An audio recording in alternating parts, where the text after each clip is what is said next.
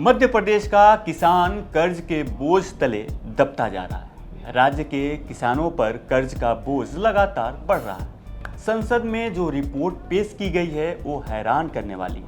TMC सांसद कालीपत सरेन खेरवाल ने इसको लेकर के सवाल किया तो केंद्रीय कृषि मंत्री शिवराज सिंह चौहान ने ये नई जानकारी दी।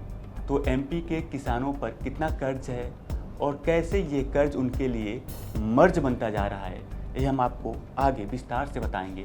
नमस्कार, मैं हूं आशुतोष और आप देख रहे हैं एमपी तक। देश के अन्नदाता की आर्थिक स्थिति को लेकर के संसद में पेश की गई ताजा रिपोर्ट ने एक बार फिर किसानों की हालत पर गंभीर चर्चा छेड़ दी है। केंद्र सरकार के आंकड़ों के मुताबिक मध्य प्रदेश में प्रति कृषक परिवार पर औसत बकाया ऋण 74,420 रुपये है। यह आंकड़ा राष्ट्रीय औसत 74,121 रुपये के बराबर है।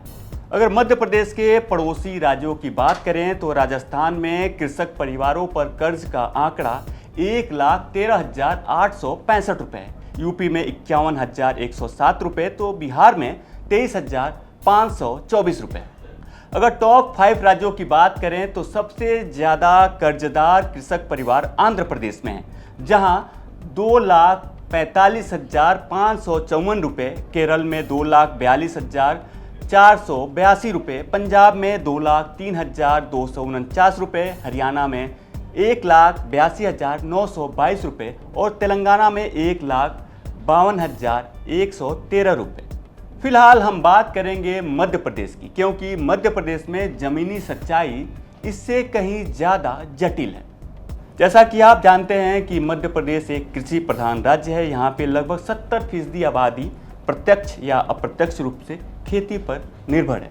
सोयाबीन, गेहूँ, चना और धान जैसी फसलें यहाँ की अर्थव्यवस्था की रीढ़ है। लेकिन खेती की लागत लगातार बढ़ रही है, बीज महंगे हो रहे हैं, सिंचाई महंगी हो रही है, खाद और कीटनाशक के दाम लगातार बढ़ रहे हैं। ऐसे में किसानों को अपनी ज़रूरतों के लिए लगातार कर्ज लेना अब मजबूरी बन गई है। कई बार प्राकृतिक आपदाएं किसानों की पूरी मेहनत पर पानी फेर देती है। ऐसे में बैंक का कर्ज चुकाना किसानों के लिए काफ़ी मुश्किल हो जाता है। हालांकि मध्य प्रदेश में फसल बीमा योजना लागू है, लेकिन कई किसानों को समय पर मुआवजा नहीं मिल पाता, जिसकी वजह से कर्ज का बोझ किसानों पर लगातार बढ़ता जाता है।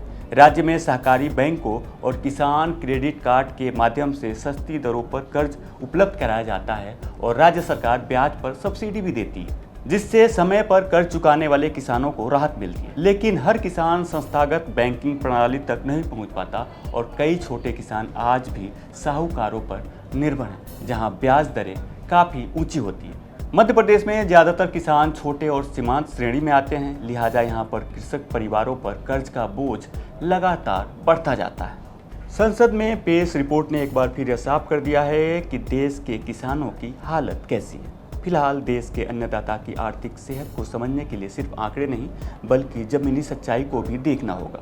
मध्य प्रदेश के किसान फिलहाल राष्ट्रीय औसत के आसपास खड़े हैं, लेकिन सरकार को फोकस करना होगा किसानों की आय बढ़ाने पर, क्योंकि सरकार तो किसानों की आय को दुगनी करने के लक्ष्य पर काम कर रही है। फिलहाल किसानों की आय बढ़ने के बजाय कर्ज बढ़ता जा रहा है और कर्ज को घटाने के लिए खेती को लाभ का सौदा बनाने की ज़रूरत है। तभी किसान खुशहाल होगा और उसकी आय दोगुनी होगी। तो इस खबर पे आपकी क्या राय है, कमेंट में हमें ज़रूर बताएं और मध्य प्रदेश से जुड़ी तमाम बड़ी खबरें देखने के लिए देखते रहें एमपी तक।